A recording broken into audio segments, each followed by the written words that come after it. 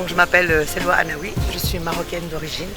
Je vis à Bruxelles, je suis maman de deux grandes jeunes filles et je suis la femme de Monsieur Compagnie. Ça fait plusieurs années que je suis dans l'humanitaire parce que c'est un secteur qui me touche.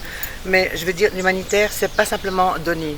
Parce que ça, c'est à fond perdu, c'est comme mettre de l'eau dans un puits sans fin. L'idée, c'est de rendre les gens autonomes.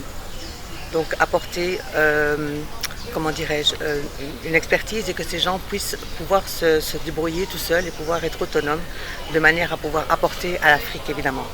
Puisque le but évidemment c'est que ce pays qui est vraiment une bijouterie à ciel ouvert, il est grand temps que les Congolais prennent ce pays en main et qui prouvent qu'ils sont aussi capables de faire de grandes choses et j'en suis persuadée. Il faut juste se donner les moyens et aujourd'hui on est en 2023, il est vraiment grand temps que la jeunesse commence à vraiment exploiter ce pays de manière tout à fait positive parce qu'il y a énormément de choses à faire.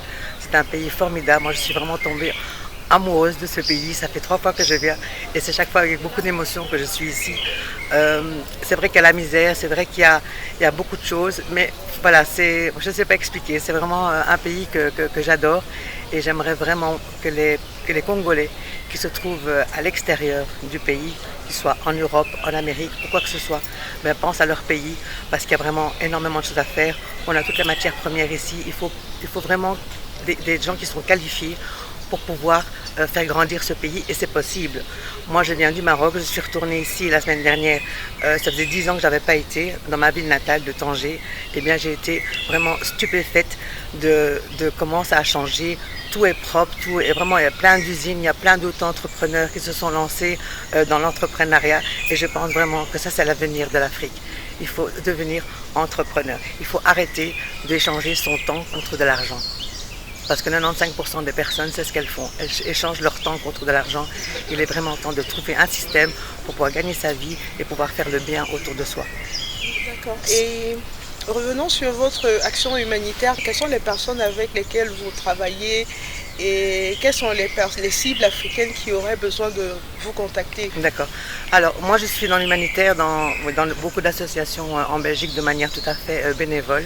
Et j'ai une association qui me tient vraiment à cœur, qui s'appelle Friendly Foot. Ça fait 10 ans que je suis avec eux.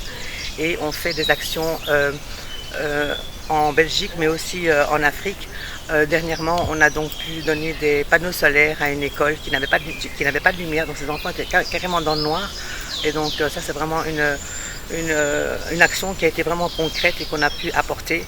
On fait aussi des activités pour les jeunes à travers le football.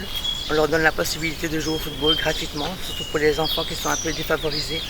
Et on fait aussi, on reçoit des dons qu'on redonne, soit en Afrique, soit en Belgique, mais aussi dans d'autres pays d'Afrique.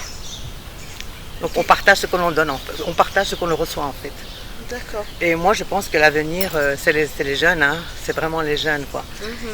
Et le football, bon on peut dire que c'est un sport banal, eh bien pas du tout parce que outre le fait de jouer au football, c'est quand même aussi une discipline, on leur apprend, on évite qu'elles soient dans la rue. Donc ça c'est aussi super important et il faut savoir que le football c'est vraiment un sport fédérateur.